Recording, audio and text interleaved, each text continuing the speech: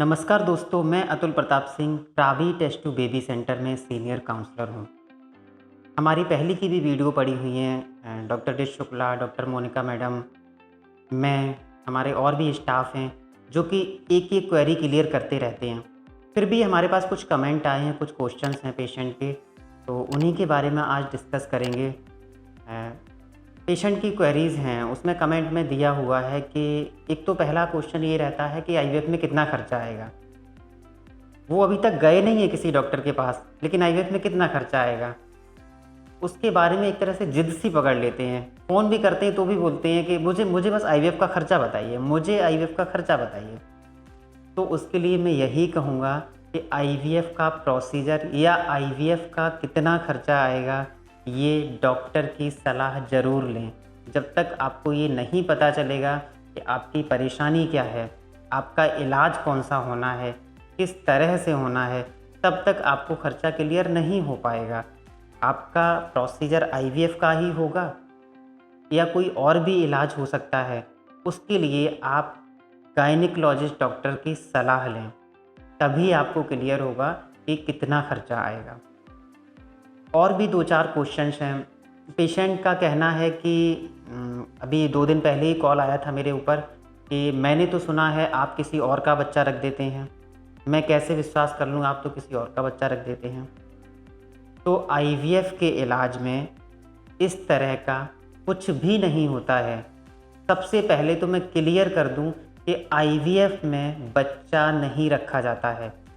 IVF में egg लेकर, sperm लेकर के, इक्सी करके, एम्ब्रियोलॉजी लैब में भ्रूण बना करके, पेशेंट की बच्चेदानी को स्वस्थ करके उसमें ट्रांसफ़र किया जाता है। तो वो आपका यदि एग सही है, एएमएस नॉर्मल है, तो आपका ही एग लिया जाएगा। हस्बैंड का शुक्राणु ठीक है तो हस्बैंड का शुक्राणु लिया जाएगा। उसी से एम्ब्रियो बना करके आपकी बच्चेदानी में ट्रांसफ़र किया जाएगा। तो बच्चा नहीं रखा जाता है, ये इलाज है, प्रक्रिया है। और भी इस तरह के क्वेश्चंस हैं। अभी आज मॉर्निंग में ये कॉल आया था कि हमने सुना है कि स्पर्म दूसरे का ले लेते हैं। तो देखिए, इस तरह के ये क्वेश्चंस, आप लोग सब समझदार हैं, ज़्यादातर लोग आईवीएफ के बारे में जान भी गए हैं।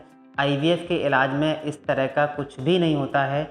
जो आपकी प्रॉब्लम है, जिसकी ज़रूरत है आपको, वो आपको बताया जाएगा। आईवीएफ एक लीगल प्रोसीजर है। आपको पूरे प्रोसीजर के बारे में शुरू करने से पहले बताया जाएगा। आईवीएफ के कंसेंट होते हैं, आईसीएमआर की गाइडलाइन के अकॉर्डिंग जो कंसेंट हैं, जो रूल्स हैं, जो प्रोटोकॉल हैं, उसी के हिसाब से आईवीएफ की प्रक्रिया होती है। तो बिना आपको इन्फॉर्म किए ना तो कहीं से बच्चा रखा जाता है, ना किसी का अंडा लिया जाता है, ना किसी का ऐसे ही शुक्राणु लिया जाता है।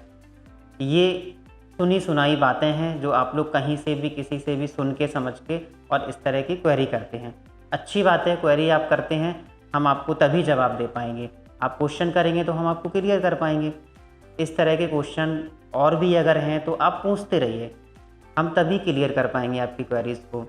और भी 1-2 इस तरह के क्वेश्चंस हैं कि आईवीएफ में तो मुझे बताया ही नहीं, मुझे तो पता ही नहीं चला कि मेरे साथ क्या हुआ। अगर आईवीएफ आपके साथ हुआ है तो आपको सारा कुछ क्लियर किया है।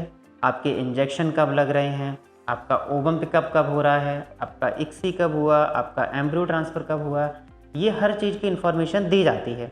सब कुछ क्लियर होता है। आईवीएफ के इलाज में ऐसा बिल्कुल भी नहीं है कि कुछ भी हिडन है और आपको पता ही नहीं है आपके साथ क्या प्रोसीजर हुआ है। इसलिए आप आईवीएफ के एक-एक पॉइंट को अच्छे से समझें, सुनें, उसके बाद ही आगे बढ़ें। आईवीएफ की प्रक्रिया आपकी कंडीशन पे ही डिपेंड करती है।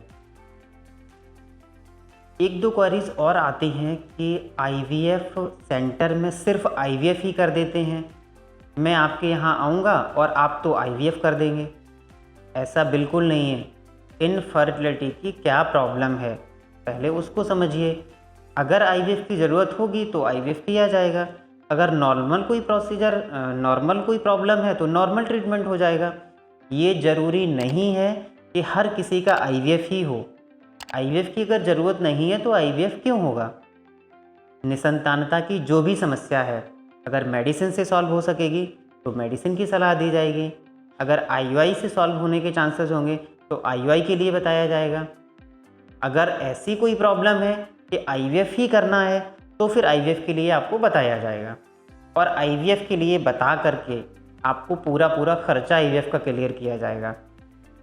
तो इस तरह की कोई भी समस्या हो, आप कंटिन्यू क्वेरी करिए, पूछिए। नीचे हमारी वेबसाइट पे नंबर भी दिया जा रहा है 8417084446। इस तरह की समस्या से जुड़े हुए आप कभी भी किसी भी टाइम कॉल करके या कमेंट करके मैसेज द्वारा पूछ सकते हैं। थैंक यू दोस्तों।